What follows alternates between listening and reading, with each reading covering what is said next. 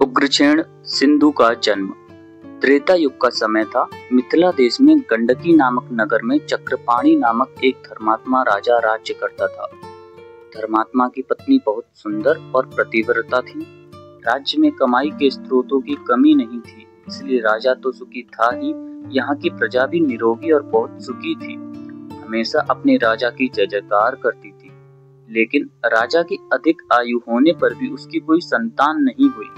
उन्होंने अनेक यज्ञ, दान, व्रत, अनुष्ठान आदि किए, पर सभी निष्फल रहे। अंत में राजा ने वन में जाकर तपस्या करने का विचार किया, पर एक समस्या सामने थी। राज्य को किसके भरोसे छोड़ा जाए। इसी अवसर पर वहां महर्षि शौनक का आगमन हुआ।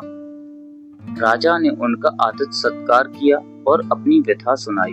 उन्होंने बताया कि अब वे राज्य छोड़कर वन में जाने का विचार कर रहे हैं। महर्षि ने राजा की बात ध्यान से सुनी और कुछ देर सोचकर कहा, राजन, आपको वन जाने की कोई आवश्यकता नहीं, आपको पुत्र की प्राप्ति यहीं होगी। यह सुनकर राजा बहुत प्रसन्न हुए और उन्होंने तुरंत पूछा, गुरुदेव, यह कब होगा? मेरी आयु भी तो धीरे धीरे बीत रही है, कृपा करके स्पष्ट बताइए। शौनक मुनि ने कहा, राजन, आपके भाग्य में पुत्र योग तो है, लेकिन आपके पिछले पाप ही इसमें बाधा बने हुए हैं। इस बाधा को दूर करने के लिए आपको भगवान सूर्य की आराधना करनी होगी। इसके बाद महर्षि ने राजा को सूर्य उपासना का नियम बताया। उन्होंने कहा, 1 माह तक श्रद्धा और भक्ति के साथ सूर्य देव की पूजा करनी होगी। रोज 1 ब्राह्मण को भोजन कराना होगा और महीने के अंत में 1 लाख ब्राह्मणों को भोजन कराना होगा। अनुष्ठान पूरा होने के बाद सहस्त्रों दीपकों से सूर्य की आराधना करनी होगी, तभी आपकी मनोकामना पूर्ण होगी और पुत्र की प्राप्ति होगी। यह कहकर मुनि चले गए। राजा ने अपनी रानी के साथ सूर्य देव की उपासना शुरू कर दी। अभी अनुष्ठान पूरा भी नहीं हुआ था कि एक दिन रानी उषा ने स्वप्न में देखा। स्वप्न में सूर्यदेव उनके पति के रूप में प्रकट हुए और वे उनके साथ विराजमान थी। सुबह रानी ने अपना स्वप्न राजा को सुनाया।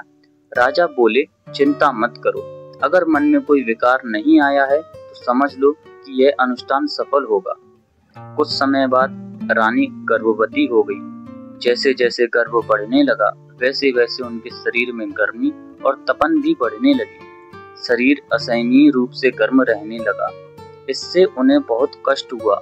शीतल उपचार किए गए, लेकिन गर्भ के कारण उनकी यह पीड़ा लगातार बढ़ती रही। अंत में यह गर्मी इतनी अधिक हो गई कि उनके लिए सहना कठिन हो गया।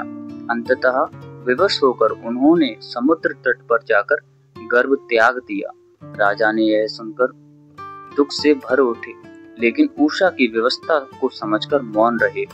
आश्चर्य की बात यह हुई कि गर्भ नष्ट नहीं हुआ, बल्कि एक अद्भुत तेजस्वी बालक के रूप में प्रकट हुआ। उसके 3 नेत्र थे, लाल केश थे और हाथ में त्रिशूल था। उसके रोनों से धरती और आकाश कांप उठे। तभी समुद्र स्वयं मानव रूप में प्रकट हुआ और उस बालक को लेकर राजा चक्रपाणि के पास आया। उसने कहा, राजन, यह तुम्हारा पुत्र है, जिसे रानी ने मेरे तट पर छोड़ दिया था। देखो, इसका तेज कैसे प्रचंड है। राजा और रानी अत्यंत प्रसन्न हुए। रानी ने पुत्र को गोद में लेकर दुग्धपान कराया। उसका नाम रखा गया सिंधु।